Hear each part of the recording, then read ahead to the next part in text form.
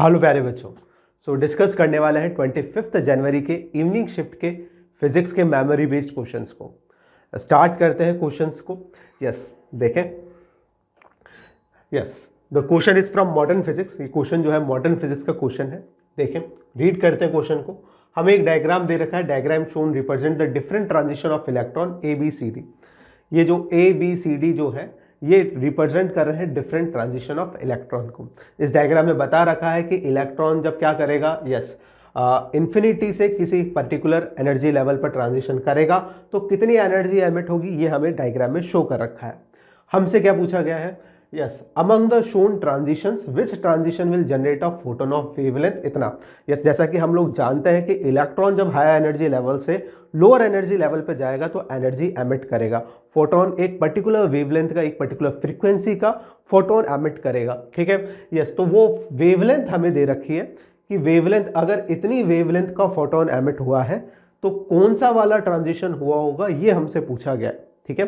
तो सबसे पहले हम क्या करते हैं, इस वेवलेंथ से एनर्जी कैलकुलेट कर लेते हैं कि कितनी एनर्जी बेसिकली एमिट हुई है। और अगर एनर्जी पता लग जाएगी तो डेफिनेटली हम लोग क्या बता पाएंगे, ट्रांजिशन कौन सा हुआ है ये बता पाएंगे। तो देखें, बेसिक फॉर्मूला जो हम जानते हैं एनर्जी और वेवलेंथ को रिलेट करने वाला, वो ये जानते हैं एनर्जी ऑफ अ फोटोन जो है वो हम इस तरीके से लिखते हैं, एनर्जी ऑफ अ फोटोन। देखें, that is equals to E is equals to hc by lambda। E equals to hc by lambda। ठीक है। Energy equals to hc by lambda और hc का वैल्यू हमें दे रखा है 1241 इलेक्ट्रॉन वोल्ट नैनोमीटर। ये हमें दे रखा है इलेक्ट्रॉन वोल्ट नैनोमीटर के अंदर दे रखा है। ठीक है। अब हमें वेवलेंथ भी किस में लेनी पड़ेगी, नैनोमीटर के अंदर लेनी पड़ेगी। ठीक है। और जैसा कि हमें दे भी रखा है वेवलेंथ हमें नैनोमीटर में दे रखी, कितनी दे रखी है 124.1 नैनोमीटर के अंदर, ये भी हमें नैनोमीटर में दे रखी है। यूनिट्स कैंसिल आउट हो जाएंगी। देखें, और हमारे पास एनर्जी आ जाएगी इलेक्ट्रॉन वोल्ट में। कितनी आ जाएगी, तो वो आ जाएगी 10 electron volt. 10 electron volt energy आ जाएगी। और 10 इलेक्ट्रॉन वोल्ट एनर्जी कब एमिट हो रही है, देखो इन्फिनिटी से इलेक्ट्रॉन आया, 0 इलेक्ट्रॉन वोल्ट का मतलब इन्फिनिटी से आ रहा है। और जब इन्फिनिटी से आएगा, इन्फिनिटी पे क्यों बोल पा रहे हैं, क्योंकि इलेक्ट्रॉन के पास कोई एनर्जी नहीं है, कोई इंटरेक्शन नहीं है न्यूक्लियस के साथ। बस अब वो इलेक्ट्रॉन जो है वहाँ से यहाँ पर आ रहा है पर्टिकुलर एनर्जी लेवल पर। तो हम देख पा रहे हैं कि -10 इलेक्ट्रॉन वोल्ट की एनर्जी, 10 इलेक्ट्रॉन वोल्ट की एनर्जी एमिट हुई है। तो वो एनर्जी कौन से वाला ट्रांजिशन हो रहा है, तो डी वाला ट्रांजिशन हो रहा है। ठीक है। तो D is the right option जिसमें बताया गया है कि डी ट्रांजिशन हो रहा है। तो इतनी एनर्जी डी वाले ट्रांजिशन के अंदर एमिट हो रही है। ठीक है। नेक्स्ट क्वेश्चन देखें, two straight wires parallel to each other carrying currents as shown in figure. P is equidistant from the wires, find the magnetic field at point P। हमसे क्या पूछा गया है कि ये जो P पॉइंट है वो यहाँ से और यहाँ से दोनों से बराबर डिस्टेंस के ऊपर है। ठीक है। ये यहाँ से भी d डिस्टेंस है और यहाँ से भी d डिस्टेंस है। Separation of P point from both the wires is same. चलो बच्चों, ठीक है। अच्छा, अब हमसे पूछा गया है magnetic field at P point पर, हमसे पूछी गई है मैग्नेटिक फील्ड P पॉइंट पर। बेसिक फॉर्मूला जैसे कि हमें दिखा रखा है कि जो करंट कैरिंग वायर्स हैं वो इन्फिनिटी लेंथ के हैं, इनफाइनाइट लेंथ के हैं। इसके कारण मैग्नेटिक फील्ड कैसे आएगी, let's say this is my conductor number 1, ये हमारा कंडक्टर नंबर 1 हो गया और ये कंडक्टर नंबर 2 हो गया। ठीक है। Magnetic field due to conductor number 1 देखते हैं वो कितनी आएगी। तो हम जानते हैं μ0 अपॉन इनफाइनाइट लेंथ के वायर के कारण जो मैग्नेटिक फील्ड होती है एट अ पर्टिकुलर पॉइंट वो कितनी होती है, तो हम जानते हैं μ0 upon 2 pi D into current flowing is I1, इसको हम I1 बोल देते हैं, इनटू I1। ठीक है। बेटा। डायरेक्शन क्या है, तो हम right hand thumb rule use कर लेते हैं। थंब को करंट की डायरेक्शन में रखते हैं तो फिंगर्स P पॉइंट पर कहाँ जा रही है, अंदर की तरफ जा रही है। तो मैंने क्या बनाया बेटा, क्रॉस बना दिया यहाँ पे। ठीक है। इसी तरीके से सेकंड वायर की वजह से मैग्नेटिक फील्ड, क्योंकि डायरेक्शन के साथ लिख रहे हैं तो वेक्टर बना सकते हैं, वेक्टर लगा सकते हैं। इसी तरीके से इसके कारण यहाँ पर मैग्नेटिक फील्ड क्या होगी, यस, अंगूठे को रखें करंट की डायरेक्शन में, पी पॉइंट पर फिंगर्स अंदर की तरफ जा रही है due to second conductor also. तो जो मैग्नेटिक फील्ड आएगी अगेन इनफाइनाइट लेंथ का है, तो मैग्नीट्यूड ऑफ मैग्नेटिक फील्ड तो μ0I2/2 पाई डी, और मैग्नेटिक फील्ड जा रही है अंदर की तरफ इसलिए क्रॉस कर दिया। पी पॉइंट पर हमसे मैग्नेटिक फील्ड पूछी है, टोटल मैग्नेटिक फील्ड, है ना। दोनों को ऐड करते हैं, दोनों को ऐड किया वेक्टोरिकली, तो हमारे पास यानी विथ डायरेक्शन ऐड कर रहे हैं, μ0 कॉमन निकालते हैं, 2 पाई डी भी कॉमन निकाल लेते हैं, पीछे हमारे पास क्या आ जाएगा बच्चों, I1 प्लस I2 आ जाएगा। ठीक है, क्या बनाया यहाँ पर, क्रॉस बनाया। तो टोटल मैग्नेटिक फील्ड आ गई हमारे पास 4 पाई इंटू 10 की power -7, 2 pi D, D is the distance from P point, that is yes 7/2 लिख देते हैं इसको, 7/2, है ना, क्योंकि आधा कितना हो जाएगा 7/2, है ना, 2, और सेंटीमीटर में तो 10 की power -2। I1 plus I2, I1 plus I2 8 plus 6 कितना हो जाएगा, 14 हो जाएगा। मैग्नेटिक फील्ड नेट भी कहाँ आएगी, दोनों ऐड हो रहे हैं सेम डायरेक्शन में, तो दोनों की डायरेक्शन, दोनों में मैग्नीट्यूड्स ऐड हो गए क्योंकि डायरेक्शन सेम थी। हाँ, नेट डायरेक्शन भी कहाँ आएगी, रिजल्टेंट की भी अंदर की तरफ ही आने वाली है। चलो क्या आ जाएगा हमारे पास, टोटल आ जाएगा, that will be equals to 2 pi से एक 2 रह जाएगा, यस, 7 2 जा 14, यस, -2 प्लस 2 हो जाएगा, -5 आ जाएगा। तो देखें क्या आ जाएगा हमारे पास, आ जाएगा 10 की पावर -5 ऊपर आ जाएगा, ऊपर क्या आ जाएगा, 2 2 जा 4 2 जा 8 आ जाएगा। तो 8 इंटू 10 की पावर -5 टेस्ला मैग्नेटिक फील्ड आएगी अंदर की तरफ। यस यस, तो right answer is A option. ठीक है, जैसा कि देख पा रहे हैं बहुत सिंपल सा क्वेश्चन है, फॉर्मूला बेस्ड क्वेश्चन है। अगर हमने थोड़ा बहुत भी बेसिक पढ़ रखा है मैग्नेटिक फील्ड के बारे में तो हम आसानी से इस क्वेश्चन को क्या कर सकते हैं बच्चों, अटेम्प्ट कर सकते हैं। और पिछले वाला क्वेश्चन भी बिल्कुल ऐसा ही था, है ना, फॉर्मूला बेस्ड यानी कि क्वेश्चन था, ज़्यादा ऐसा अंदर से कोई क्वेश्चन नहीं पूछा गया है। जेईई मेंस में इस बार फिजिक्स से तो ऐसा बोल सकते हैं जितने भी क्वेश्चन पूछे गए वो सारे के सारे फॉर्मूला बेस्ड पूछे गए और एक बेसिक कॉन्सेप्चुअल आइडिया है पर्टिकुलर टॉपिक के बारे में, तो हम उसको आराम से क्या कर सकते हैं, अटेम्प्ट कर सकते हैं क्वेश्चन को। नेक्स्ट क्वेश्चन देखें, नेक्स्ट, यस, एक एलसीआर सर्किट दे रखा है, उसका क्या दे रखा है, इंडक्टिव रिएक्टेंस हमें दे रखा है एक्सएल, इंडक्टिव कैपेसिटिव रिएक्टेंस हमें दे रखा है और रेजिस्टेंस हमें दे रखा है। Value of power factor of the circuit is equals to what. Yes, हमसे पूछा गया है पावर फैक्टर, हमसे पूछा गया। यस, हम जानते हैं पावर फैक्टर क्या होता है, पावर फैक्टर का फॉर्मूला होता है cos phi and that is equals to RZ। चाहो तो इसका ट्रायंगल भी याद कर सकते हो, ये ट्रायंगल है और ये जानते हैं कि यहाँ पर ये फाई को रिप्रेजेंट करेगा, ये साइड XL माइनस XC को रिप्रेजेंट करती है। अच्छा, ये किसको रिप्रेजेंट करती है, इम्पीडेंस को, और ये रेजिस्टेंस को। यस, जेड की वैल्यू हम लोग निकाल सकते हैं क्या, यस निकाल सकते हैं। एक्सएल हमें 130 दे रखा है, XC हमें 80 दे रखा है, तो XL माइनस XC कितना आ जाएगा, तो 130 minus 80 that will be equals to 50 ohm. ठीक है, रेजिस्टेंस हमें कितना दे रखा है बच्चों, 80 ओम दे रखा है और ये हमारे पास आ जाएगा। ठीक है, ये आ जाएगा, जेड हमारे पास आ जाएगा, निकाल लेते हैं साइड में। देखें, Z will be equals to under root of XL minus XC का whole square plus R square. Z is equals to, yes, ये हमारे पास ये रहा 50 का स्क्वायर प्लस 80 का स्क्वायर, हमने क्या कर दिया, रूट कर दिया, है ना। यस, तो हमारे पास कितना आ गया, 10 हमारे पास पीछे आ जाएगा, 5 का स्क्वायर 25, 8 का स्क्वायर 64, हमारे पास क्या आ गया, जेड आ गया, यस 89। ये हमारे पास इम्पीडेंस आ गया, ओम में आएगा। यस, तो हमारे पास cos phi का वैल्यू कितना आ गया, जो कि पावर फैक्टर को रिप्रेजेंट कर रहा है। R का वैल्यू है 80, यस, जेड का वैल्यू है 10 under root of 89। cos phi हमारे पास आ गया 8/√29। ये हमारा क्या आ गया, पावर फैक्टर आ गया है। ठीक है, ये हमारा पावर फैक्टर आ गया यार। नेक्स्ट क्वेश्चन की तरफ चलते हैं। अगेन सिंपल क्वेश्चन, है ना, बिल्कुल सिंपल क्वेश्चन। अगर हमने एलसीआर सर्किट पढ़ा है थोड़ा बहुत भी तो हम इस क्वेश्चन को कर सकते हैं, बिल्कुल कर सकते हैं। चलो नेक्स्ट क्वेश्चन देखें। Yes, this question is from moment of inertia के बारे में हमसे पूछा गया है इस क्वेश्चन के अंदर। एक हमारे पास क्या है, एक स्फीयर है, दूसरी हमारे पास एक डिस्क है। हमसे मोमेंट ऑफ इनर्शियाज पूछे गए, रेशियो पूछे गए डिस्क का और इसका सॉलिड स्फीयर का रेशियो पूछा गया। ये हमारे को क्या दे रखी, सॉलिड स्फीयर दे रखा है, ठीक है।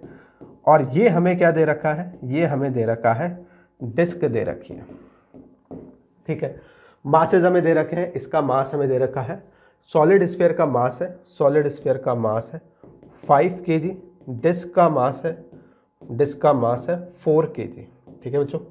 यस, और क्या दे रखा है, रेशियो हमसे पूछा गया। यस, हम लोग ये तो जानते ही हैं कि स्फीयर का से सेंटर से पास होने वाली एक्सिस के अबाउट मोमेंट ऑफ इनर्शिया तो हमें याद है, ठीक है। स्फीयर 3 डायमेंशनल ऑब्जेक्ट है और डिस्क 2 डायमेंशनल ऑब्जेक्ट है ना। यस, स्फीयर का मोमेंट ऑफ इनर्शिया इस एक्सिस के अबाउट कितना होता है, तो स्फीयर का मोमेंट ऑफ इनर्शिया इस एक्सिस के अबाउट हम जानते हैं, है ना, सेंटर से पास होने वाली एक्सिस के about, that is equals to 2/5 mr²। हमसे इधर से नहीं पूछा है, हमसे तो इस एक्सिस के अबाउट पूछा है। कौन सी थ्योरम लगाएंगे, पैरेलल एक्सिस थ्योरम हम लोग लगा देंगे। Yes, parallel axis theorem, using parallel axis theorem हम ऐसा लिख सकते हैं, इसके अबाउट जिसको हम लोग I1 बोल देते हैं, तो I1 हमारे पास आ जाएगा, इसके अबाउट हमें पता है तो इसके अबाउट हम लोग लिख सकते हैं 2/5 mr²।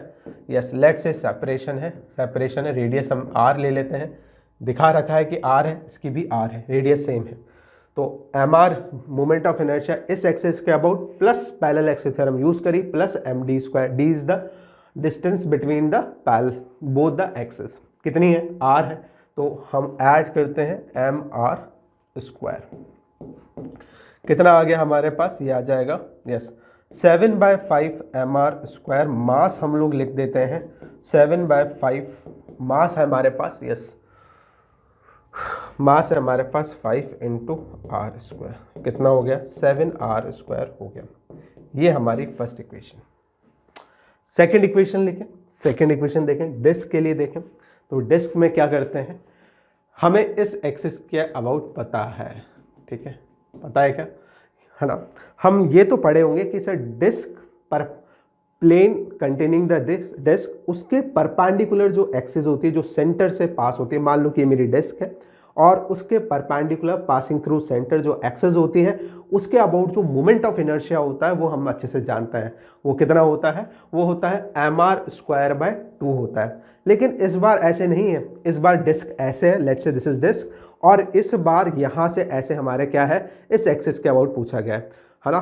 mr²/2 तो हमने ना ऐसे पढ़ा है, अगर एक्सिस प्लेन कंटेनिंग ये है disc, plane containing the disc अगर ये है और हमारी ये एक्सिस है, तो इस एक्सिस के अबाउट हमारे पास आता था mr²/2 moment of inertia of disc.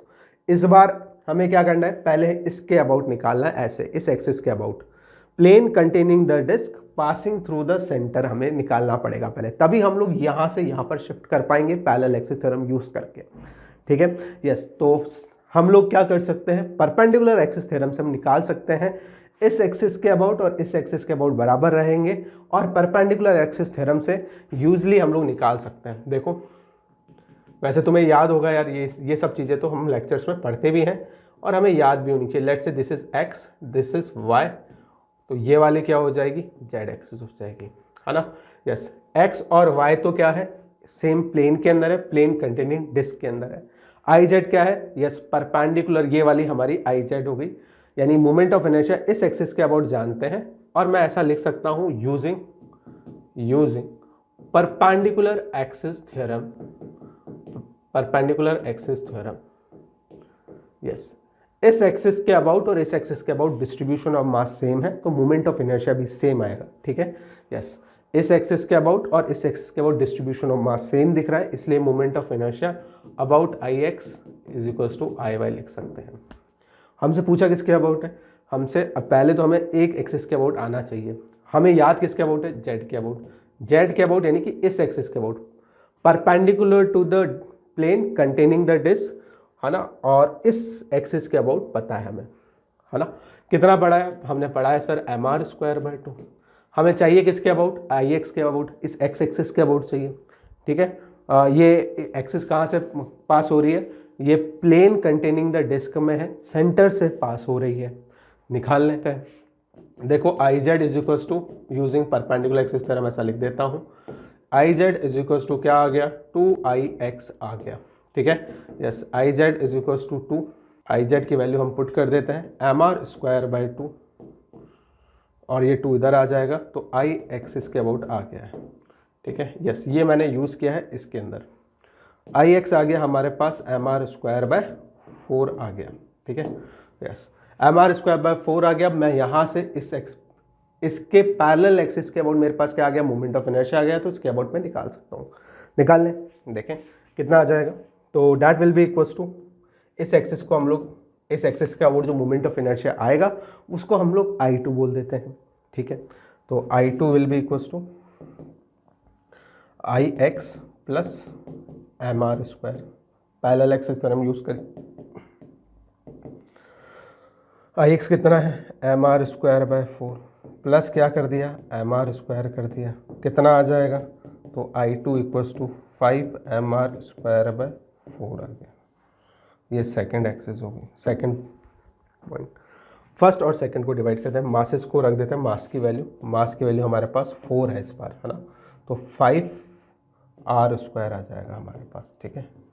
ये सेकंड बाय फर्स्ट पूछा गया, डिस्क वर्सेस सॉलिड स्फीयर पूछा गया, तो यहाँ पर आ गया 5r² आ गया और ये हमारे पास आ गया 7r², कितना आ जाएगा 5/7 आ जाएगा।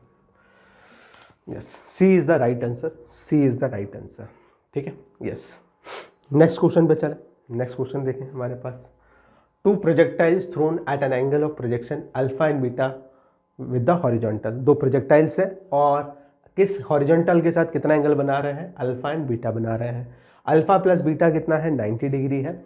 Then ratio of the 2 projectile on horizontal plane is equal to, ratio of range हमसे पूछा गया है, ठीक है। यस जैसा कि ऐसे रिजल्ट्स तो हमें वैसे याद ही रहते हैं कि अगर कॉम्प्लीमेंट्री एंगल बन रहे हैं, है ना, सम ऑफ द एंगल अगर कॉम्प्लीमेंट्री है तो रेंजेस क्या आती हैं, बराबर आती है। स्टिल हम लोग प्रूफ कर लेते हैं, यस संतुष्टि के लिए प्रूफ कर सकते हो। हम रेंज का फॉर्मूला जानते हैं, r is equals to U square, let initial speed कितनी है जिससे हमने थ्रो किया है वो u है, u at an angle theta है, एक बार लिख लेते हैं general result, u square sine 2 theta upon g, ठीक है। यस अगर हम फर्स्ट प्रोजेक्टाइल की बात करें तो अल्फा से थ्रो किया है तो हमारे पास आ जाएगा u square sine 2 alpha upon g आ जाएगा। यस सेकेंड प्रोजेक्टाइल की बात करते हैं, सेकेंड प्रोजेक्टाइल के लिए रेंज u स्क्वायर साइन, हमने कितने एंगल से थ्रो किया है सेकेंड प्रोजेक्टाइल को, बीटा से थ्रो किया है, तो 2 बीटा हो जाएगा अपॉन क्या हो गया, g हो गया। यस बीटा को हम लोग क्या करते हैं, यस अल्फा के टर्म्स में लिख सकते हैं यूजिंग दिस इक्वेशन, ठीक है। तो बीटा यहाँ से कितना आ जाएगा, देखो यार r2 equals to U square sine 2, beta कितना आ जाएगा 90 माइनस अल्फा आ जाएगा, डिवाइडेड बाय g आ गया, कितना आ जाएगा u square sine 180 minus 2 alpha divided by g आ गया। यस 180 माइनस थीटा क्या होता है, sine 180 minus theta, second quadrant में साइन पॉजिटिव होता है, 180 पे फंक्शन चेंज नहीं होता है, तो ये हमारे पास आ गया u square sine 2 alpha upon g हो गया। This is my second equation. First और सेकंड को डिवाइड कर लेते हैं, जैसा कि हम देख पा रहे हैं r1 और r2 को डिवाइड करेंगे तो हमारे पास आ जाएगा 1/1, रेशियो कितना आ गया, रेशियो आ गया 1:1। क्या आंसर हो गया, फर्स्ट आंसर हो गया। नेक्स्ट क्वेश्चन देखें, सर्किट का क्वेश्चन है, ये थोड़ा बेटर क्वेश्चन तुम बोल सकते हो comparison to the remaining question जो अभी तक हमने करे उससे बेटर थोड़ा सा क्वेश्चन है, ठीक है।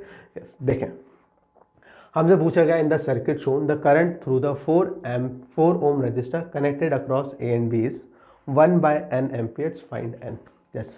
यस इस सर्किट को सॉल्व करने का और इस ब्रांच में करंट निकालने के बहुत सारे तरीके हो सकते हैं, बहुत सारे तरीके हो सकते हैं, ठीक है। KCL यूज़ कर सकते हो, KVL यूज़ कर सकते हो, E इक्विवेलेंट वाला फॉर्मूला यूज़ करके भी कर सकते हो, बहुत सारे तरीके हैं। यस पहले मैं फॉर्मूला बेस्ड तरीका बता देता हूँ, दूसरा मैं तरीका बताता हूँ इसके लिए KCL वाला तरीका, ठीक है। तो पहले देखें फर्स्ट मेथड से देखते हैं इसको, फर्स्ट मेथड से देखें यार। देखें हम लोग है ना इसका क्योंकि दो बैटरीज है हम लोग ई इक्विवेलेंट निकाल सकते हैं क्या इसका, तो इसका इस पार्ट का हम ई इक्विवेलेंट निकाल लेते हैं, इसका ई इक्विवेलेंट निकाल लेते हैं। कैसे निकालेंगे तो देखें, तो लेट्स से कि है ना ये ऐसे प्लस माइनस है, ये देख पा रहे हो कि अपोजिट पोलरिटी के अंदर है, दिख रहा होगा।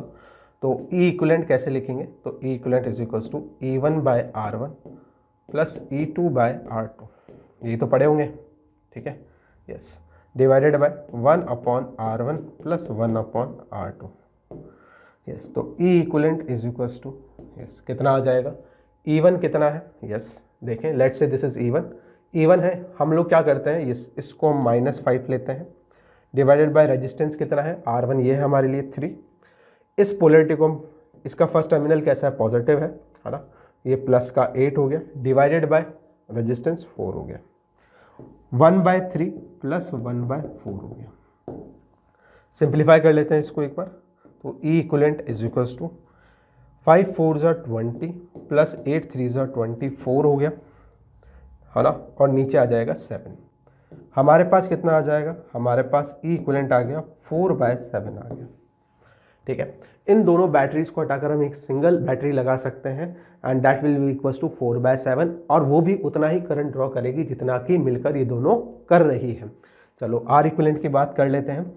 आर इक्विवेलेंट देखें कितना आ जाएगा, आर इक्विवेलेंट ये R1 ये R2 पैरेलल के अंदर दिख रहे हैं, तो R1 R2 upon R1 plus R2। Parallel में क्यों बोल रहे हैं, क्योंकि पोटेंशियल डिफरेंस दोनों के अक्रॉस क्या रहने वाला है, सेम रहने वाला है, यस। तो देखें 3 × 4 R1 R2 upon R1 plus R2 कितना हो जाएगा, 12/7 हो जाएगा, 12/7 ओम हो गया, यस। ये ध्यान रखें कि हमारे पास ओवरऑल जो बैटरी की पोलरिटी आई है वो पॉजिटिव आई है, और पॉजिटिव हमने इस सेंस वाली पोलरिटी इसको पॉजिटिव लिया था और ये अपोजिट सेंस में इसको नेगेटिव लिया था। ओवरऑल पॉजिटिव आया तो पहले पॉजिटिव टर्मिनल लगाया मैंने, ठीक है। ये बात छोटी छोटी जो हमें ध्यान रखनी है। 4/7 है और ये कितना है, yes,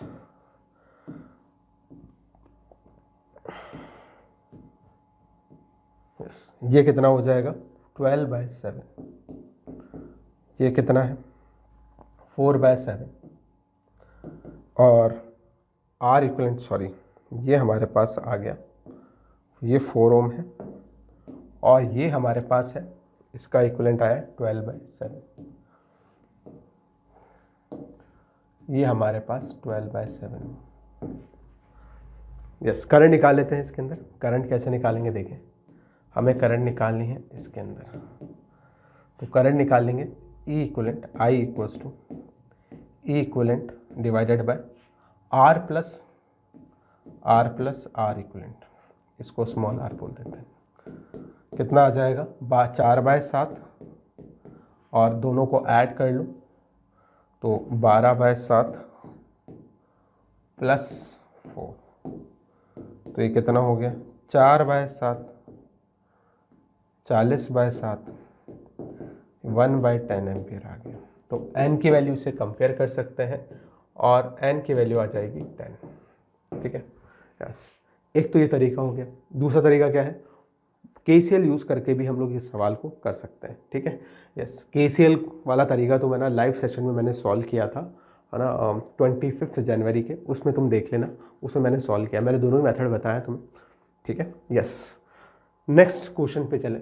metal rod of length 1 metre is moving perpendicular to its length with 8 metre per second along positive x-axis if a magnetic field B exists perpendicular to the plane of motion, EMF induced between the ends of the rod, between the ends of a rod, ठीक है, yes.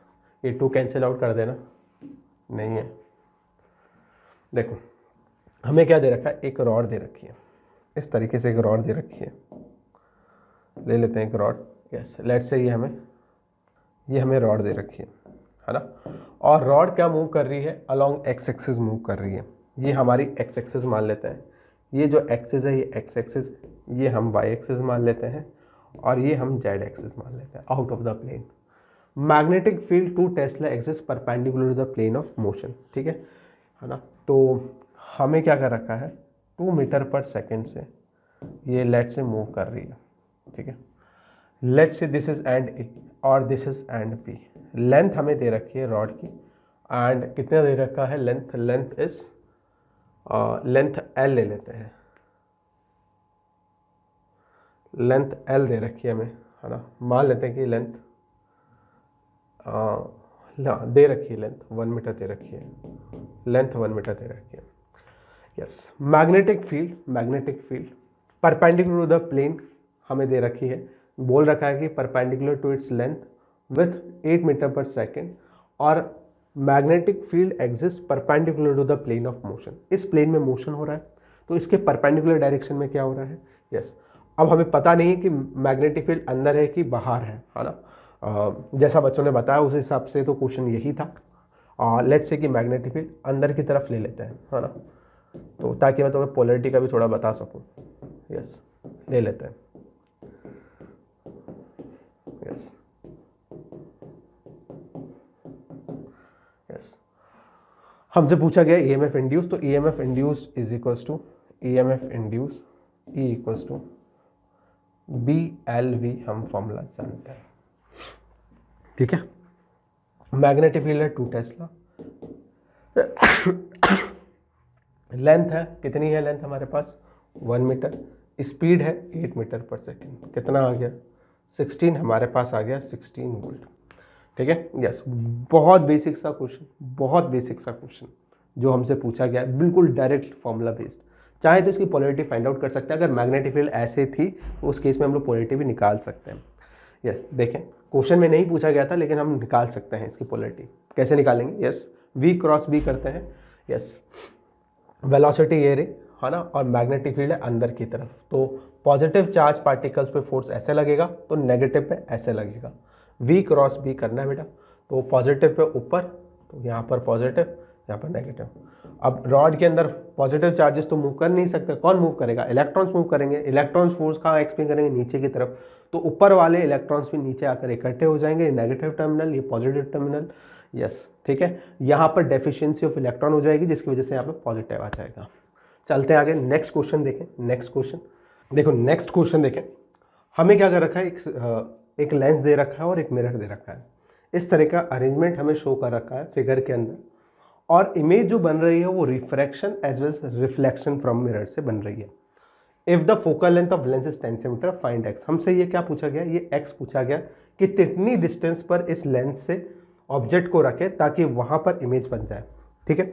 Yes, अब हमारे को ये बात clear होनी चाहिए कि इस मिरर ने अगर इमेज इधर बनाई है तो डेफिनेटली इस मिरर के लिए यहाँ पर क्या होगा, एक ऑब्जेक्ट जरूर से बनेगा। कौन बनाएगा यहाँ पर ऑब्जेक्ट, तो ऑब्जेक्ट बनाएगा यहाँ पर बेसिकली इसने जो इमेज बनाई इस ऑब्जेक्ट की, वो इस मिरर के लिए क्या करने वाली है, एक ऑब्जेक्ट की जैसे वर्क करने वाली है, ठीक है। तो यहाँ से डेफिनेटली इस लेंस ने क्या करा होगा, एक इमेज बनाई होगी यहाँ पर, ठीक है, और वो इमेज जो है वो क्या कर रही होगी, ऑब्जेक्ट की जैसे वर्क करेगी। किसके लिए वर्क करेगी, यस, इस मिरर के लिए वर्क करेगी, और उसने क्या बना दी, वहाँ पर इमेज बना दी इस इमेज की, ठीक है। तो करते हैं स्टार्ट। यस, यहाँ से ये अगर 5 सेंटीमीटर है मिरर इमेज से, तो मिरर और इमेज के बीच में 5 सेंटीमीटर का डिस्टेंस है, तो इसके और इसके बीच में भी कितने का डिस्टेंस होगा, तुम बोलोगे सर 5 सेंटीमीटर का होगा, ये वाली डिस्टेंस भी 5 सेंटीमीटर होगी, ठीक है। Distance between the object and mirror and distance between the image and mirror are always equal, तो ये डिस्टेंस बराबर होगी। चलो, ये 5 सेंटीमीटर है, टोटल 20 सेंटीमीटर थी, तो यहाँ से यहाँ तक की डिस्टेंस हमारे पास आ गई, है ना, जिसको हम V से रिप्रेजेंट करते हैं, वो आ गई 15 सेंटीमीटर। यस, एक और बात, इसकी फोकल लेंथ हमें दे रखी है, कितनी दे रखी है, फोकल लेंथ कॉन्वेक्स लेंस की हम पॉजिटिव लेते हैं, प्लस का 10 सेंटीमीटर हमें दे रखी है, ठीक है। इमेज भी इस तरफ बन रही है, तो इस डायरेक्शन में जो भी मेजर करते हैं वो पॉजिटिव लेते हैं, और इस डायरेक्शन जो मेजर करते हैं वो नेगेटिव लेते हैं, ठीक है। साइन कन्वेंशन तो हमें पता ही होंगे लेंस फॉर्मूला के, ठीक है। तो अप्लाई करते हैं, 1/v minus 1/u equals to 1/f। Image कहाँ बन रही है, इसके इस तरफ बन रही है, तो यहाँ से इस तरफ जाएंगे तो पॉजिटिव लेंगे। In the direction of incident ray, जो डिस्टेंसेज मेजर करते हैं वो पॉजिटिव होती है, तो ये हो जाएगा प्लस का 15, माइनस इमेज हमें फाइंड आउट करनी है, फोकल लेंथ अगेन पॉजिटिव लेंगे, 1/10 लेंगे, कितना आ जाएगा, ये आ जाएगा 1/15 minus 1/10 is equals to 1/u। Yes 1/5 common निकाल लेते हैं, क्या आ जाएगा 1/3 माइनस 1/2 इक्वल्स टू 1/u। तो u कितना आ गया हमारे पास, u देखें 1/5 2 - 3 divided by 6 is equals to 1/u। Yes तो 1/-1/30 इक्वल्स टू u बन गया, u इक्वल्स टू माइनस का 30 सेंटीमीटर बन गया। हमारे पास u आ गया, ये डिस्टेंस आ गई and that is equals to 30 centimetre आ गई। यस बेटा, नेक्स्ट क्वेश्चन पे चल, है ना। नेक्स्ट क्वेश्चन पे चलते हैं। A particle of mass 1 kg is moving with velocity towards a stationary particle of mass 3 kg। हमारे को क्या दे रखा है, एक मास दे रखा है, 1 kg का मास है, moving with velocity towards a stationary particle, let's say this is U. एक स्टेशनरी पार्टिकल है 3 kg का, है ना, ये स्टेशनरी है। After collision the lighter particle returns along the same path. टक्कर होने के बाद में जब कोलिजन हो गया तब क्या होने वाला है, देखें कोलिजन होने के बाद में ये 1 kg का पार्टिकल तो रिटर्न कर जाता है सेम पाथ पर, उसी लाइन के along with 2 metre per second. ठीक है, इसको अपन v1 बोल देते हैं। If the collision was elastic the speed of 1 kg particle, अगर इलास्टिक कोलिजन है तो स्पीड ऑफ 1 kg पार्टिकल हमसे पूछा गया। ये स्पीड किसकी दी गई है, after the collision the lighter particle, ये है speed if the collision was elastic speed of 1 kg particle before collision, हमसे ये वाली स्पीड पूछी गई है। ठीक है, इसकी स्पीड भी हमें निकालनी पड़ेगी, इसकी स्पीड भी हमें नहीं पता है, हम मान लेते हैं कि उस डायरेक्शन में v2। ठीक है, हम लोग दो इक्वेशंस यूज कर सकते हैं, एक मोमेंटम कंजर्वेशन और एक इक्वेशन यूज करेंगे, yes E equals to velocity of approach divided by velocity of separation. ठीक है, यस दो इक्वेशंस हम लोग यूज करते हैं, sorry E equals to velocity of separation upon velocity of approach, दो इक्वेशंस यूज करेंगे और उससे आंसर निकाल लेते हैं। चलो करते हैं स्टार्ट। सबसे पहले हम मोमेंटम कंजर्वेशन लगाते हैं। ठीक है, कोलिजन में हम लोग क्या कर सकते हैं, यस मोमेंटम कंजर्वेशन लगा सकते हैं। यस तो P initial is equals to final momentum, कितना हो जाएगा, yes 1 × u is equals to, after इसकी वेलोसिटी की डायरेक्शन चेंज हो गई तो 1 × 2 हो गया, माइनस का, माइनस क्यों लिया, क्योंकि वेलोसिटी की डायरेक्शन अपोजिट हो गई है, प्लस 3 × v2। तो हमारे पास क्या आ गया, u + 2 is equals to v2 आ गया। This is first equation. Second equation, E equals to velocity of separation divided by velocity of approach. ठीक है, E वेलोसिटी, क्योंकि इलास्टिक कोलिजन है तो E का वैल्यू 1 ले लेंगे। वेलोसिटी ऑफ सेपरेशन, देखें सेपरेशन कितना हो रहा है, तो यहाँ से देखें हम लोग इस पे खड़े हो जाते हैं, वेलोसिटी ऑफ सेपरेशन कितना आ जाएगा, तो यस कितनी वेलोसिटी से इसके रेस्पेक्ट में वो दूर जाता हुआ नजर आएगा, तो इसके रेस्पेक्ट में हम लोग देख पा रहे हैं that will appear like v2, इसको पलट कर देंगे तो v2 + 2 हो जाएगा।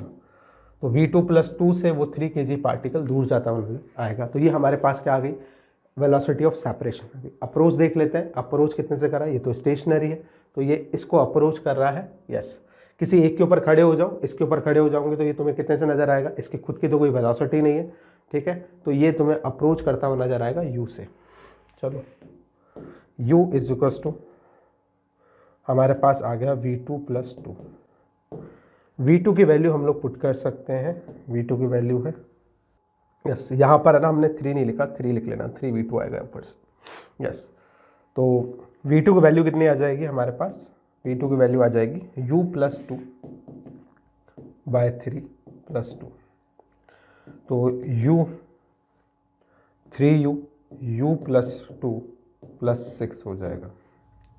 तो 3u माइनस यू 2u हो जाएगा इक्वल्स टू 8 हो जाएगा। तो u इक्वल्स टू कितना हो जाएगा 4 मीटर पर सेकंड हो जाएगा। ये हमारे पास आ जाएगा 4 मीटर पर सेकंड स्क्वायर। नेक्स्ट क्वेश्चन देखें। A wire with resistance of 5 ohm is redrawn to increase its length by 5 times. What is the final resistance of wire. देखो ये क्वेश्चन जो है ना हर शिफ्ट में आ रहा है, हर शिफ्ट में क्वेश्चन आया।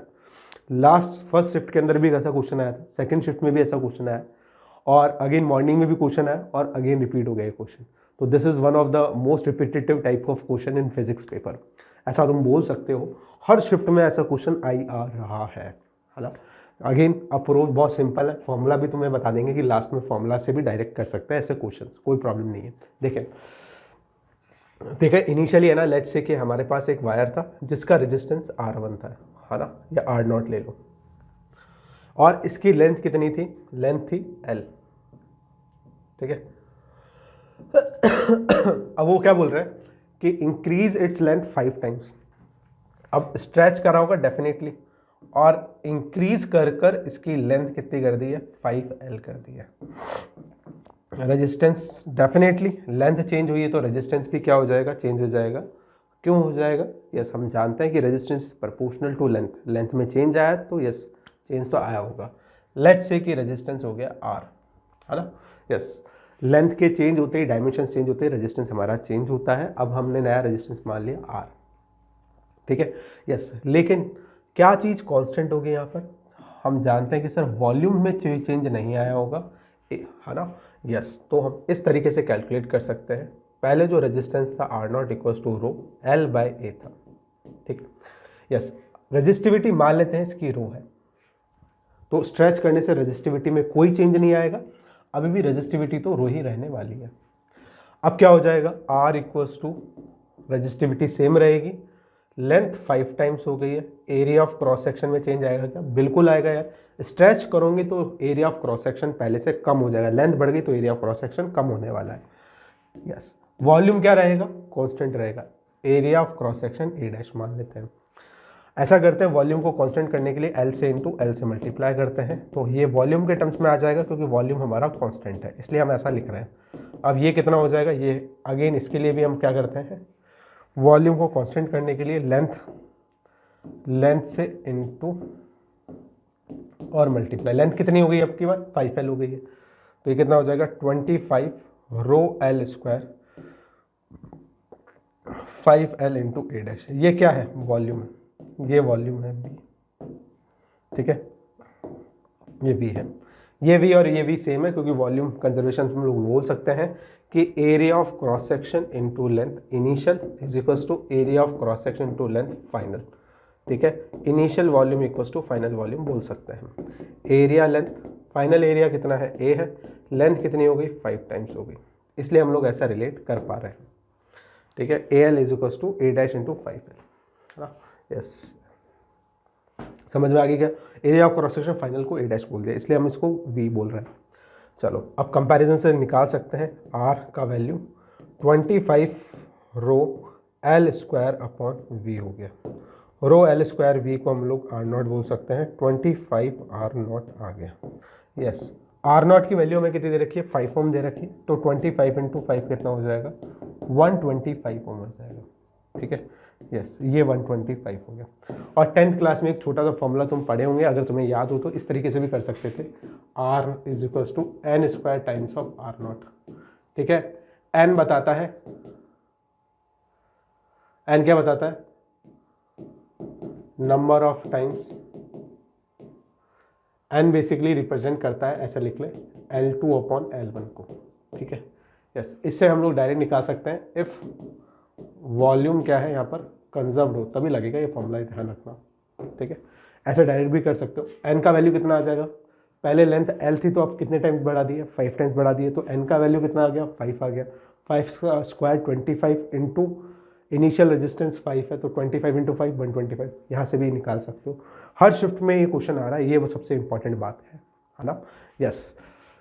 नेक्स्ट क्वेश्चन देखें, find the velocity of the particle if the position of particle is given by this. Yes, bonus question तुम बोल सकते हो, बिल्कुल बोनस क्वेश्चन है एक तरीके से, ये बहुत बेसिक एलिमेंट्री चीज तुमसे पूछ ली गई है। यस, देखो तुम्हें है ना distance as a function of time दे रखा है और t इक्वल टू 2 सेकेंड पर क्या पूछ लिया गया है, वेलोसिटी ऑफ द पार्टिकल पूछ दी गई है। अगर distance as a function, position as a function of time अगर तुम्हें दे रखी है तो यू कैन इजिली कैलकुलेट। क्या करेंगे, यस अभी तक तो आ गया, आ जाना चाहिए दिमाग में यार, है ना। हम क्या करते हैं, यस डिफरेंशिएट करते हैं इसको, डिफरेंशिएट करने से क्या आ जाती है, वेलोसिटी आ जाती है। ये कितना हो जाएगा 40, वेलोसिटी इक्वल्स टू क्या आ गया 40। कितने टाइम पर, velocity as a function of time हमारे पास आ गई, कितने टाइम पर पूछा गया, 2 सेकंड पे पूछा गया, वैल्यू डाल देते हैं और v 4 इंटू 2 कितना हो जाएगा 8 आ जाएगा, 8 मीटर पर सेकंड हमारे पास आंसर आ गया है। तो 8 मीटर पर second is the right answer. Bonus question. Next question देखें, a particle performing SHM with amplitude a starts from x is equals to 0 and reaches x is equals to a in 2 seconds। देखो mean position से वो start कर रहा है ना, क्योंकि x हमारे 0 दे रखा है और a/2 पर वो 2 सेकंड में पहुंच जाता है। Find the time required for the particle to go from x is equals to a/2 to extreme position x is equals to a। देखो इस तरह के क्वेश्चंस को ज़्यादा आसान हम पढ़ते हैं अगर हम इसको सॉल्व करें फेजर डायग्राम से। फेजर डायग्राम से हम सॉल्व करते हैं। देखें बहुत सिंपल सा क्वेश्चन है, फेजर डायग्राम से सॉल्व करने वाले हैं। तो देखें कुछ ये हमारे पास फेजर डायग्राम हो गया, यस, और इसकी मीन पोजीशन रिप्रेजेंट करते हैं, ये हमारी इसकी मीन पोजीशन। यस, हम प्रोजेक्शन कहाँ ले रहे हैं, प्रोजेक्शन ले रहे हैं पार्टिकल का इस एक्सिस के ऊपर, ठीक है। यस, इस एक्सिस पे हॉरिजॉन्टल प्रोजेक्शन हम लोग ले रहे हैं एक्स एक्सिस के ऊपर। यस यस बेटा, ये पार्टिकल का क्या है, जब हम इस पार्टिकल के मोशन का क्या करेंगे, प्रोजेक्शन लेंगे इस एक्सिस पे, तो क्या करता हुआ नजर आता है पार्टिकल, हमें सिंपल हार्मोनिक मोशन करता हुआ नजर आता है, ठीक है। हम कौन से एक्सिस पे ले रहे हैं, इस एक्स एक्सिस के ऊपर प्रोजेक्शन ले रहे हैं इस पार्टिकल के मोशन का, ठीक है। तो ये हमारी क्या है, ये हमारी मीन पोजीशन है। जब पार्टिकल यहाँ पर होगा तो उसकी शेडो यहाँ पर बनेगी। अब क्या बोला है, x इज इक्वल्स टू 0 से, x इज इक्वल्स टू 0 वाली पोजीशन ये रही। जब पार्टिकल यहाँ से कहाँ पहुँच जाएगा, a/2 पर पहुँच रहा है, यहाँ पर पहुँच गया। यस, हमें क्या करना है, इसका मतलब यहाँ पर हमें तो यहाँ की डिस्टेंस दे रखी है, कौन सी वाली डिस्टेंस दे रखी है बच्चों, ये वाली डिस्टेंस दे रखी है। कितनी दे रखी है, ये दे रखा है यहाँ से यहाँ तक की डिस्टेंस दे रखी है a/2 दे रखी है, ये हमें a/2 दे रखी है, ठीक है। x इज इक्वल्स टू 0 ये रहा, x is equals to a/2 ये रहा, है ना। और यहाँ से चलकर यहाँ तक पार्टिकल को समय कितना लगा, यस यहाँ से यहाँ तक का समय लगा 2 सेकंड। t बराबर 0 पर उसने जर्नी चालू करी और t बराबर 2 सेकंड पर वो यहाँ पहुँच गया। कितना एंगल सबटेंड किया होगा, हमें डिस्टेंस दे रखी है, ये डिस्टेंस है a/2, यस, है ना। एम्पलीट्यूड a/2 ये डिस्टेंस है, एम्पलीट्यूड, यस, सर्कल की रेडियस किसको रिप्रेजेंट करती है, एम्पलीट्यूड ऑफ SHM को रिप्रेजेंट करती है। ये एंगल हम निकाल सकते हैं क्या, निकाल सकते हैं, बिल्कुल निकाल सकते हैं। देखो ये a cos 60 हो जाएगा, जब a cos 60 कंपोनेंट लेंगे तो a/2 आ जाएगा, यानी ये 60 डिग्री है तो ये कितना आ जाएगा, ये 30 डिग्री आ जाएगा, ठीक है। ये 30 डिग्री आ गया है और हमसे क्या पूछा गया, यहाँ से यहाँ तक का समय पूछा गया है कि यहाँ से यहाँ तक का, अगर 30 डिग्री का मतलब रेडियन में लिखेंगे तो कितना हो जाएगा बच्चों, π/6, ये कितना हो जाएगा π/3, ठीक है। यस, यहाँ से डबल एंगल ये सबटेंड कर रहा है। पार्टिकल मोशन कैसे कर रहा है, यूनिफॉर्म सर्कुलर मोशन कर रहा है, यूनिफॉर्म सर्कुलर मोशन कर रहा है। तो अगर 30 डिग्री सबटेंड करने में 2 सेकंड लगे तो 60 डिग्री सबटेंड करने में कितना टाइम लगेगा, तो तुम बोलोगे सर टाइम लगेगा इसका डबल, दैट इज 4 सेकंड लगेगा। तो आंसर क्या हो जाएगा, 4 सेकंड हो जाएगा। हो सकता है बच्चों को कष्ट हो, तुम लोगों को थोड़ा कष्ट हो, तो देखें इसको इस तरीके से भी कर सकते हो। Theta equals to omega t हो गया, ओमेगा कितना है π/6 हो गया, सॉरी थीटा है हमारे पास π/6, यहाँ से यहाँ तक का थीटा जो बन रहा है वो π/6, ओमेगा को 2π/t इंटू टी लिख सकते हैं, π/12 T/T हो गया। यहाँ पर भी पाई से पाई कैंसिल हो गया।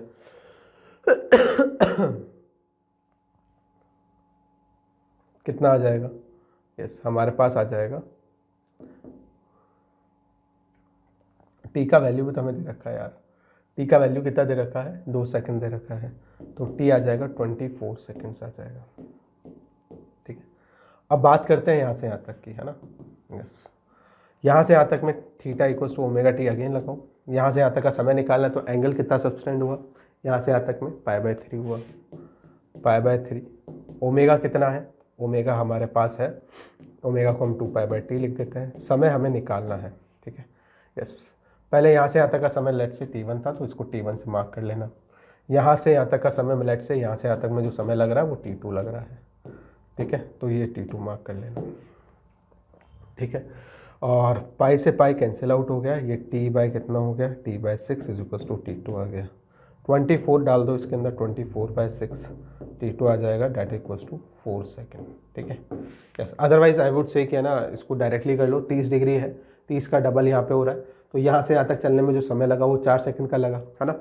यहाँ से यहाँ तक चलने का मतलब है कि SHM में यहाँ से यहाँ तक चलने का समय कितना हो गया, 2 सेकंड है।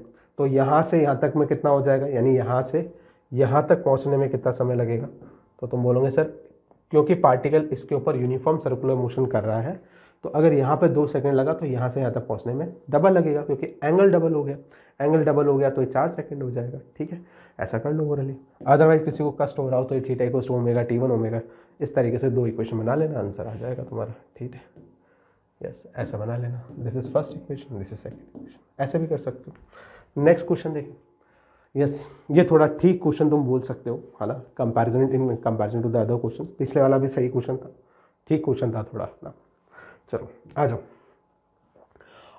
An object of mass m is placed at a height re from the surface of earth. Find the increase in potential energy of the object if the height of the object is increased to 2r from the surface of earth. देखो हमें क्या दे रखा है, हमें अर्थ दे रखी है और अर्थ की सरफेस से कितनी हाइट पर रख रखा है, at a height of 2r from the surface of earth. एक ऑब्जेक्ट रख रखा है, कहाँ पे रख रखा है, बोल रहे हो सर r हाइट पर रख रखा है, कितने मास का है, m मास का है, यस। इसको यहाँ से कहाँ लेके जा रहे हैं, yes yes, increase to 2r। अब सरफेस से हाइट कितनी होगी, 2r, ठीक है, यस। क्या पूछा है, find the increase in potential energy. पहले ये पॉइंट ए था, लेट्स से यहाँ पर जो पोटेंशियल एनर्जी होगी और ये जो पोटेंशियल एनर्जी को निकालते हैं, पहले पोटेंशियल एनर्जी निकाल लेते हैं। रेडियस ऑफ अर्थ ये सेंटर है और रेडियस ऑफ अर्थ हमें दे रखी है यहाँ से यहाँ तक की r is the radius of earth, निकालते हैं। पहले पोटेंशियल एनर्जी लिखें, तो potential energy at point A कितनी हो जाएगी, एट पॉइंट ए, तो ui is equals to minus G mass of earth upon me लिख लेते हैं, minus G me mass of object upon separation from the centre कितना है, re plus re, that is 2re। हम इसको क्या करते हैं, इन टर्म्स ऑफ किसके लिख लेते हैं, mgr के लिख लेते हैं, ठीक है, यस। तो लिख लेते हैं ताकि आसानी रहे थोड़ी। तो re से इंटू re से डिवाइड करते हैं, यस। हम जानते हैं कि g me upon re square हमारे लिए क्या हो गया, g हो गया। तो ये कितना हो जाएगा, g me upon re square को हम लोग, इसको हम लोग लिखते हैं, sorry, g me upon re square, ये जो है इसको हम लिख लेते हैं, यस, स्मॉल g, ये m और ये re, नीचे क्या है 2। Equation number 1, potential energy at point B, final potential energy यहाँ से बी पॉइंट पर है, G me m upon separation यहाँ से यहाँ तक का कितना है, ये है re प्लस 2re ये रहा, re ये रहा, 3re हो गया। अगेन इसको भी ऐसा ही रखेंगे, re से इंटू करते हैं, re से डिवाइड करते हैं, कितना आ जाएगा, final potential energy in terms of, yes, ये हमारे लिए क्या बन गया, ये हमारा बन गया g mgre upon 3। Second equation, finally हमारे पास क्या है, चेंज इन पोटेंशियल एनर्जी पूछा गया है। तो देखें, final potential energy minus initial potential energy, yes. Potential energy increase ही होगी, ये हम लोग पता कर सकते हैं, बिल्कुल बता सकते हैं। क्यों, जैसे जैसे हम लोग सेंटर से अर्थ के सरफेस से दूर जाएंगे वैसे वैसे हमारी पोटेंशियल एनर्जी क्या होगी, बढ़ेगी, है ना, यस। और इन्फिनिटी पे जाकर क्या हो जाएगी, मैक्सिमम हो जाएगी, विच इज इक्वल टू 0, क्योंकि बाकी जगह क्या होती है, नेगेटिव होती है पोटेंशियल एनर्जी। इस बात को ध्यान रखें, है ना, यस जिस तरीके से इलेक्ट्रॉन की भी पोटेंशियल एनर्जी क्या होती है, नेगेटिव होती है, और जैसे जैसे वो दूर जाता है उसकी पोटेंशियल एनर्जी क्या होती है, इंक्रीज होती है। यस और इन्फिनिटी में जाके उसकी पोटेंशियल एनर्जी कितनी हो जाती है, 0 हो जाती है। चलो तो final potential energy is minus का mgre/3 हो गया, और यहाँ पर हो गया माइनस का mgre/2 हो गया। यस कॉमन निकाल लें, यहाँ से mgre कॉमन निकाल लें, और यहाँ से आ गया माइनस का 1/3 प्लस का 1/2 हो गया। ये कितना हो जाएगा, mgre -2 + 3 / 6, जो कि आ जाएगा फाइनल एनर्जी आ जाएगी mgre/6 आ जाएगी। ठीक है, ये हमारे पास आंसर आ गया। क्या आंसर हो जाएगा, बी आंसर हो जाएगा। नेक्स्ट क्वेश्चन देखें। Next, a charge of 10 microcoulomb is placed at origin. एक चार्ज है जिसको कहाँ रख रखा है बच्चों, हमने ये हमारा लाइन हो गई। ठीक है, यस, और हमने चार्ज को कहाँ रख रखा है, 10 माइक्रोकूलम चार्ज को हमने ओरिजिन पे रख रखा है। ठीक है यार, 10 माइक्रोकूलम चार्ज को हमने पॉजिटिव पे रख रखा है। Where should a charge 40 microcoulomb charge को कहाँ पर रखे, सो डैट हमारे को इलेक्ट्रिक फील्ड 0 मिल जाए। कहाँ पर, x = 2 पर। ये क्या है, x = 0 है। x = 2 पर हमें क्या करना है, इलेक्ट्रिक फील्ड को 0 करना है। एक और जो सेकंड चार्ज है वो कहाँ पर है, यस वो है 40 माइक्रोकूलम का चार्ज है। उसको कहाँ पर रखे, सो डैट बीच में इलेक्ट्रिक फील्ड 0 हो जाए। हम ये इलेक्ट्रिक फील्ड x = 2 पर 0 हो जाए। तो हम ये जानते हैं कि सर दोनों के नेचर ऑफ चार्जेस सेम है। नेचर ऑफ चार्जेस अगर सेम है तो डेफिनेटली इलेक्ट्रिक फील्ड क्या होनी चाहिए, यस वो जो पॉइंट होना चाहिए वो दोनों के बीच में कहीं होना चाहिए। इसका मतलब दूसरा चार्ज मेरा इस तरफ आएगा, है ना। हमें कैसे पता चलेगा कि भाई इलेक्ट्रिक फील्ड यहाँ पर 0 है तो दूसरे चार्ज को कहाँ रखना है, तो नेचर ऑफ चार्जेस सेम होते हैं तो हम ये जानते हैं कि कहीं ना कहीं इन दोनों चार्जेस के बीच में ही इलेक्ट्रिक फील्ड 0 होगी। तो दूसरे चार्ज को इधर आएगा, ये हम पता लगा लिए हैं। और यस ये कितना हो गया, 40 माइक्रोकूलम। यहाँ से सेपरेशन लेट से हम लोग बोल देते हैं यस y है। कितनी सेपरेशन है, y है। इसके कारण इस पॉइंट पर इलेक्ट्रिक फील्ड तुम बोलोगे सर इस डायरेक्शन में आएगी, और इसके कारण इधर आएगी। ठीक है, यस पॉजिटिव चार्ज के कारण इलेक्ट्रिक फील्ड ऐसे, ये भी पॉजिटिव है, इसके कारण ऐसे। लेट से इसके कारण जो आई वो E1 आई, और इसके कारण जो आई वो E2 आई। ठीक है, इलेक्ट्रिक फील्ड E1 = क्या लिखना है, E2 लिखना है। यस E1 की वैल्यू कितनी है, तुम बोलोगे KQ कितना है, 10 माइक्रोकूलम है, डिवाइडेड बाय सेपरेशन कितना है सर, 2 मीटर का है। 2 मीटर का सेपरेशन है, 2 का स्क्वायर हो गया। यहाँ हो गया यस के चार्ज कितना है, 40 का है, 40 माइक्रो है, डिवाइडेड बाय सेपरेशन कितना है, y² है। क्या करना है, कैंसिल आउट करना है। k से k कैंसिल आउट, माइक्रो से माइक्रो कैंसिल आउट, 0 से 0 कैंसिल आउट। कितना हो जाएगा, यस तो देखें 4, ऊपर 4 रह गया, नीचे 4, तो y² = 16 हो गया। तो y = कितना हो गया, 4 हो गया, 4 मीटर आ गया।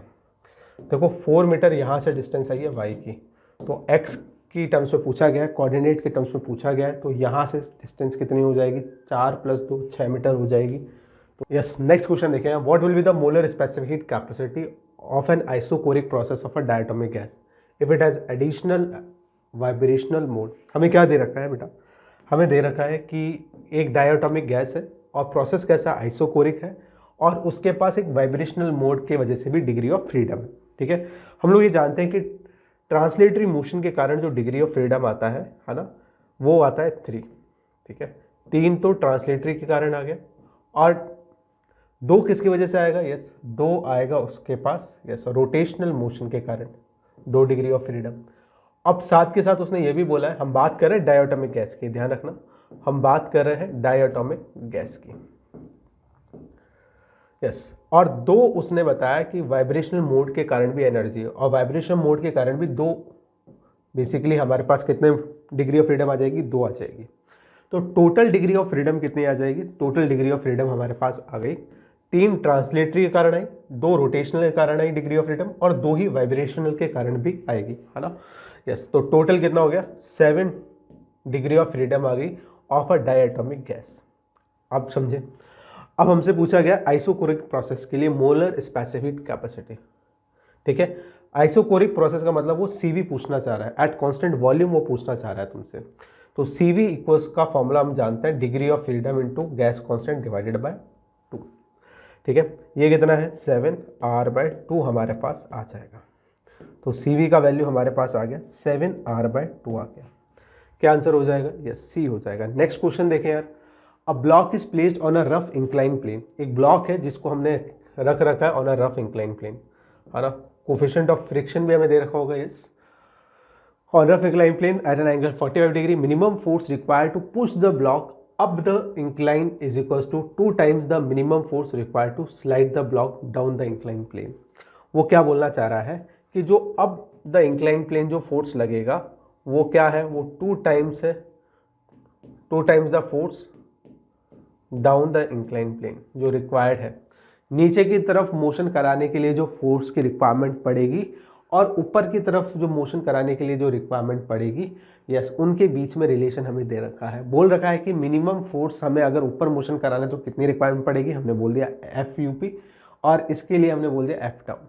ठीक है, पहले केस की बात करते हैं, और क्या बोल रखा है, find the value of coefficient of friction. Let's say the coefficient of friction is mu.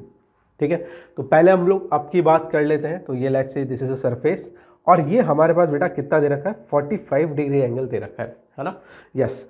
और इसके ऊपर एक बढ़िया सा ब्लॉक रख रखा है, ब्लॉक ये रख दिया हमने, ब्लॉक, और M मास का ब्लॉक ले लेते हैं। एक बार के लिए हम मान लेते हैं कि M मास का ब्लॉक है, मास के बारे में कोई इन्फॉर्मेशन नहीं है। हम जानते हैं कि यार एक तो क्या लगेगा, along the incline plane mg sin theta लगेगा।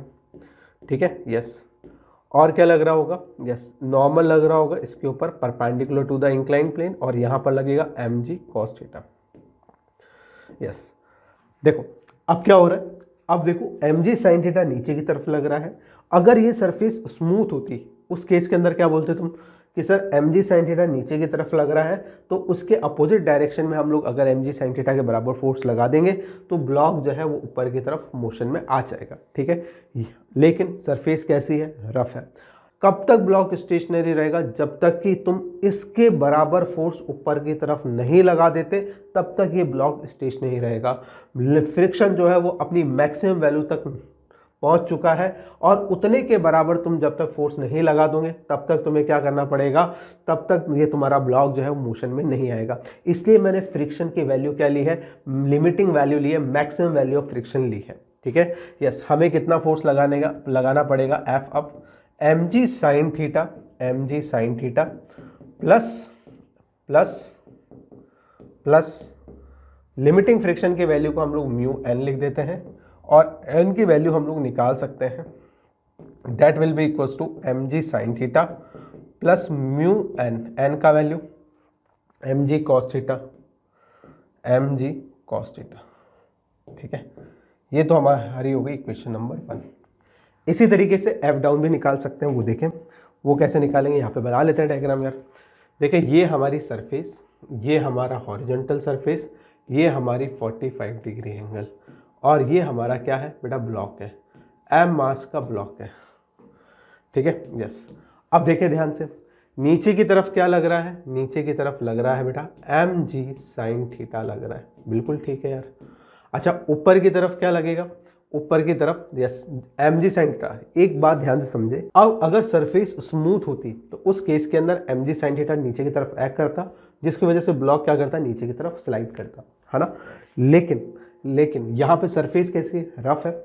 अब जैसे ही सरफेस रफ है, due to mg sin theta, block जैसे ही टेंडेंसी डेवलप करेगा मोशन की, वैसे ही फ्रिक्शन फोर्स लग जाएगा कहाँ पर, पीछे की तरफ।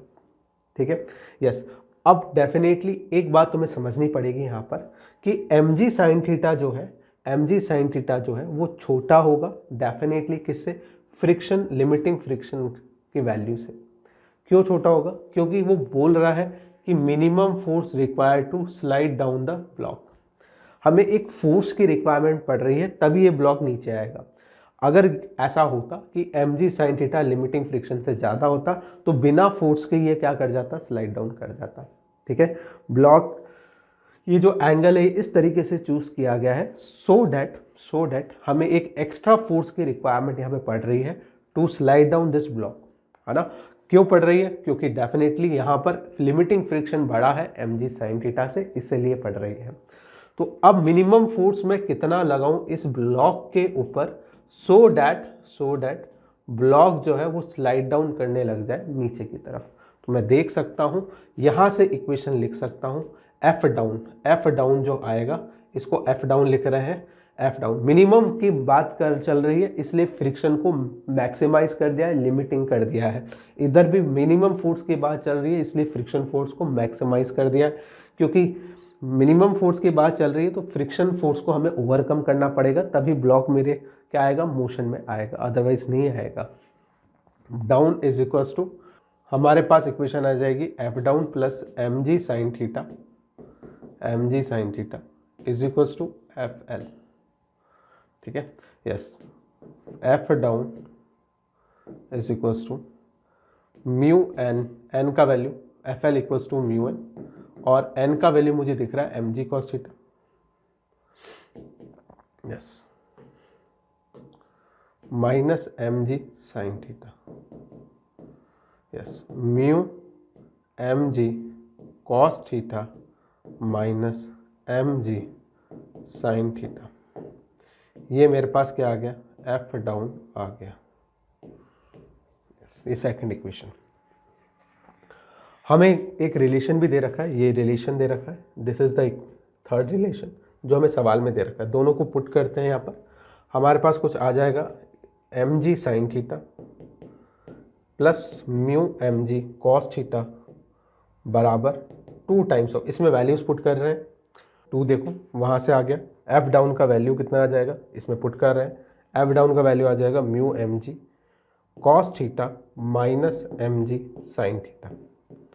ठीक है, यस, ये हमारे पास आ गया। क्या कुछ कैंसिल आउट हो रहा है क्या, यस, कैंसिल आउट हो रहा है, मास और जी कैंसिल आउट हो रहे हैं, मास जी कैंसिल आउट, मास और जी कैंसिल आउट, मास और जी कैंसिल आउट। क्या बच गया है हमारे पास, तो देखें यहाँ से साइन थीटा आ गया है, यहाँ से म्यू कॉस थीटा आ गया है, और यहाँ से 2 म्यू कॉस थीटा आ गया है, और यहाँ से साइन थीटा आ गया। देखें यहाँ से आ जाएगा 2 mu cos theta minus 2 sine theta आ गया। अब देखें आगे, ये 2 साइन थीटा 3 साइन थीटा हो गया, और यहाँ से हमारे पास आ गया 2 म्यू कॉस थीटा, और यहाँ से है 2 म्यू कॉस थीटा, तो ये आ जाएगा म्यू कॉस थीटा। यस, यहाँ से हमारे पास क्या आ गया, 3 tan theta equals to mu आ गया। तो थीटा का वैल्यू 45 डिग्री दे रखा है, tan 45 इज 1, तो म्यू का वैल्यू आ गया 3। यस बेटा, चलते हैं आगे, देखें नेक्स्ट देखें। यस, इसका आंसर जो है ना म्यू इक्वल्स टू 3 ही होगा। बच्चों ने जो डेटा बताया उसके अकॉर्डिंग तो म्यू इक्वल्स टू 3 आंसर आएगा इसका, है ना। तो म्यू इक्वल्स टू 3 कर लेना इसका आंसर। यस, नेक्स्ट क्वेश्चन देखें। नेक्स्ट, यंग मॉड्यूलस, हमें ना डायमेंशंस पूछी गई है, Young modulus, Planck constant, work function और कोफिशिएंट ऑफ विस्कोसिटी की। देखें कैसे हमें सॉल्व करना है वो देखें। सबसे पहले बात करते हैं यंग मॉड्यूलस। यंग मॉड्यूलस का जो बेसिक फॉर्मूला हम लोग जानते हैं, that is equals to yes F L upon A Y, yes, is equals to delta change in length. ये फॉर्मूला तो तुमने पढ़ा होगा यार, है ना। Y is the young modulus, A is the area, delta L is the change in length, L is the length, F is the force applied। ठीक है, यस, यंग मॉड्यूलस यहाँ से निकाल सकते हैं, कितना आ जाएगा, F upon A divided by delta L upon L। Yes, इस तरीके से हम लोग लिख सकते हैं यंग मॉड्यूलस को, है ना।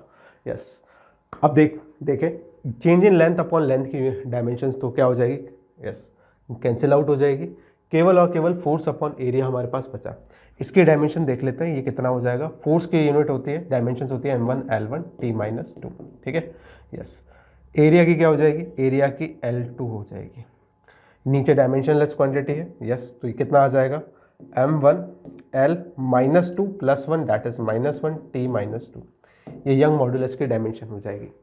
अब बात करते हैं प्लैंक कांस्टेंट की। देखो तो इसमें से कौन सा वाला ऑप्शन करेक्ट हो जाएगा, m1 L-1 T-2, तो ये वाला आ जाएगा हमारे पास बी। नेक्स्ट देखें प्लैंक्स कांस्टेंट का डायमेंशन। प्लैंक्स कांस्टेंट का डायमेंशन देखें, E इक्वल्स टू हमारे पास रिलेशन HF। ठीक है, यस, एनर्जी का हम लोग जानते हैं, एनर्जी को हम लोग वर्क से रिलेट कर सकते हैं। और work equals to force into displacement होता है। फोर्स की यूनिट हम लोग जानते हैं m1 L1 T-2, डिस्प्लेसमेंट की होती है L1। यस, ये तो डायमेंशन हो गई। प्लैंक की निकालनी है, फ्रीक्वेंसी को 1/टाइम लिखते हैं तो टाइम की हो जाएगी T-1। ठीक है, तो h की जो हमारे पास यूनिट आएगी वो आएगी m1 L1 2 हो जाएगा, ये m1 L2 1 + 1 2 T-2 -2 +1 हो जाएगा, है ना। ये इधर आएगा तो +1 हो जाएगा। तो प्लैंक कांस्टेंट की यूनिट आ गई m1 L2 T-1। ये हमारे पास डायमेंशंस आ गई। क्या आंसर हो जाएगा? m1 L2 T-1, m1 L2 T-1। Yes, ये हो जाएगा। वर्क फंक्शन की देखें, वर्क फंक्शन को हम लोग क्या लिख सकते हैं? Yes, work function basically energy को रिप्रेजेंट करता है ना। वर्क फंक्शन को हम लोग किससे रिप्रेजेंट करते हैं? फाई नॉट से रिप्रेजेंट करते हैं। और अगेन इसकी यूनिट, एनर्जी की जो यूनिट होगी वही होगी, है ना। कितने के बराबर आ जाएगी? तो that will be equals to m1 L1 L2। Energy की यूनिट क्या है? यहाँ से देखो, एनर्जी की यूनिट आ जाएगी हमारे पास m1 L2 T-2, m1 L2 T-2। ये हमारे पास आ गई वर्क फंक्शन। ठीक है, लास्ट तो m1 L2 T-2 ये रहा। Coefficient of viscosity, coefficient of viscosity का फॉर्मूला तुमने पढ़ा होगा। Yes, 6/N/R�V। ठीक है, यहाँ पर हम लोग पढ़ते हैं। नेक्स्ट क्वेश्चन देखो यार, है ना। मैच ऑफ द फॉलोइंग हमसे पूछा गया है, डिफरेंट लॉस के बारे में पूछा गया है ना।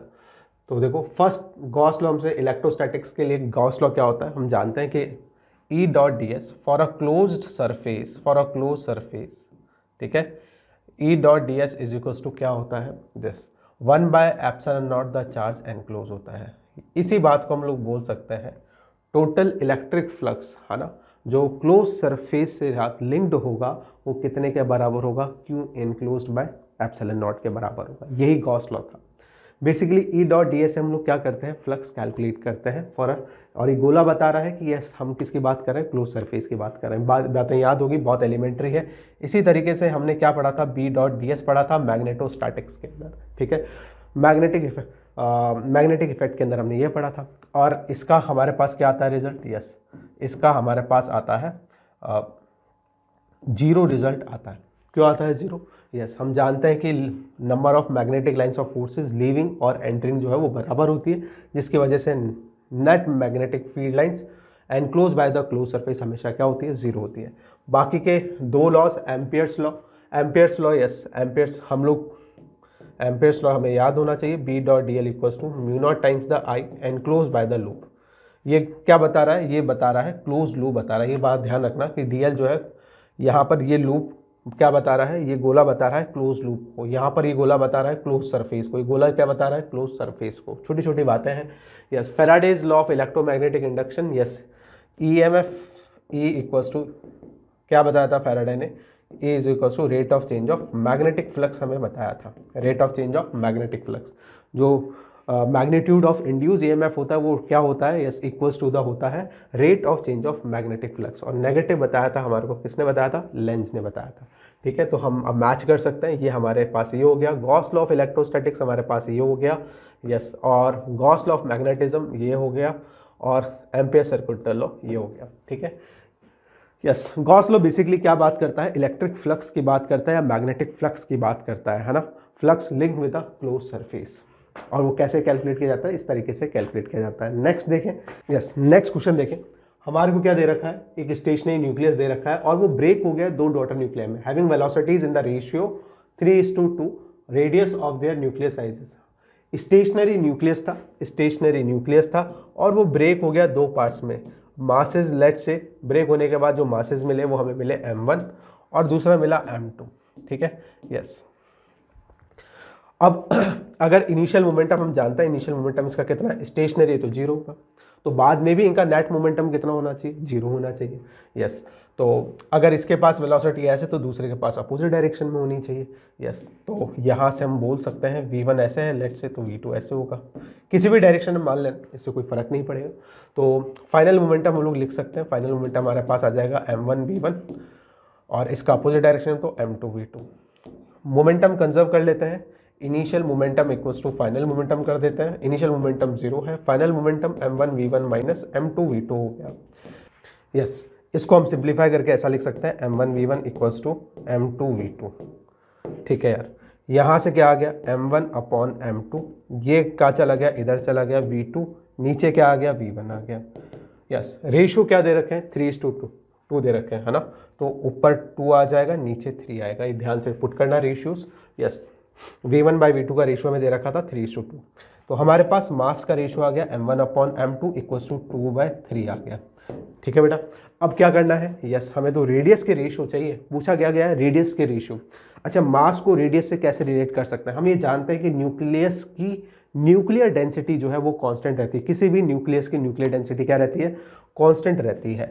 उस बात को हम लोग यूज़ कर रहे हैं, रो हमारा क्या रहेगा, रो हमारा कांस्टेंट रहेगा।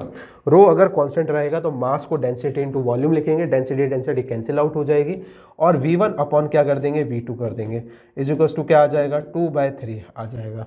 ठीक है, यस, वॉल्यूम को क्या लिखा 4, वॉल्यूम को हम लोग 4/3 पाई r1 क्यूब लिख देते हैं, इसको लिखते हैं 4/3 पाई r2 क्यूब लिख देते हैं, इज इक्वल्स टू कितना आ गया 2/3 आ गया। 4/3 पाई 4/3 पाई कैंसिल आउट हो जाएंगे, हमारे पास आ जाएगा r1/r2 is equals to 2/3।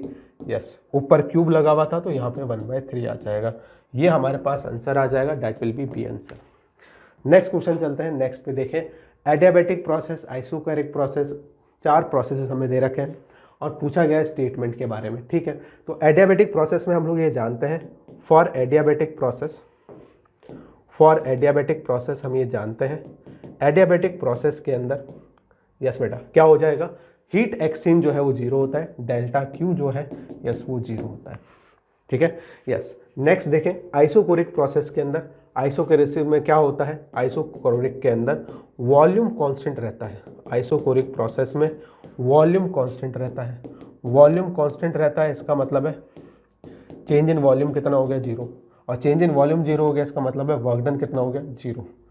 Yes, तो वर्क डन कितना हो जाएगा 0 हो जाएगा। एडियाबैटिक में no change in heat, no heat exchange, ये बात सही है। आइसोकोरिक के लिए वॉल्यूम की बात सही है, वॉल्यूम कहाँ पर है, same amount of heat is converted into energy, no work is done, yes work done 0 हो जाएगा। आइसोबारिक में क्या रहता है, आइसोबारिक में प्रेशर कांस्टेंट रहता है, यस आइसोबारिक प्रोसेस में प्रेशर क्या रहता है, यस प्रेशर कांस्टेंट रहेगा। ठीक है,